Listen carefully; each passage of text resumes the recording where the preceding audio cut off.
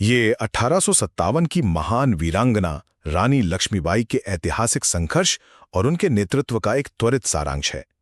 ऐतिहासिक दस्तावेजों पर आधारित ये चर्चा आपको बताएगी कि कैसे ब्रिटिश नीतियों की शिकार हुई एक युवा रानी अंग्रेजी साम्राज्य के लिए सबसे बड़ा खतरा बन गई। तो चलिए शुरू करते हैं। पहला, उनका विद्रोह और शानदार सैन्य संगठन।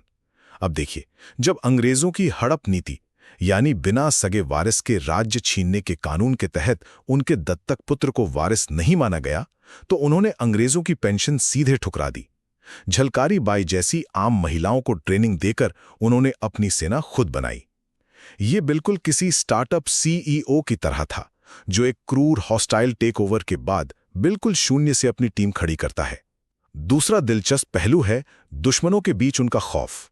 एक तरफ ब्रिटिश प्रेस उन्हें जेजेबेल यानी दुष्ट महिला कहकर बदनाम कर रहा था, लेकिन रणभूमि में सर ह्यूग रोज जैसे ब्रिटिश जनरलों ने खुद माना कि वो विद्रोहियों में सबसे बहादुर और खतरनाक नेता थीं।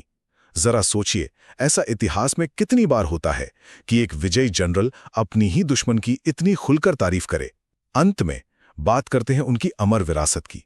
जून 1858 में अपनी आखिरी लड़ाई में रानी ने पुरुष सैनिक का वेश धारण किया था। घोड़े की लगाम मुंह में दबाकर दोनों हाथों से तलवार चलाते हुए उन्होंने अपनी जान न्योछावर कर दी। सच कहूं तो उनका यह बलिदान कोई अंत नहीं था, बल्कि आने वाली पीढ़ियों की आजादी के लिए बोया गया एक बहुत शक्तिशाली बीज था। कुल मिलाकर रानी लक्ष्मीबाई का जीवन हमें यह साफ संदेश देता है कि सच्चा नेतृत्व जेंडर में नहीं बंधता, बल्कि अपने दम पर पूरा इतिहास बदल देता है।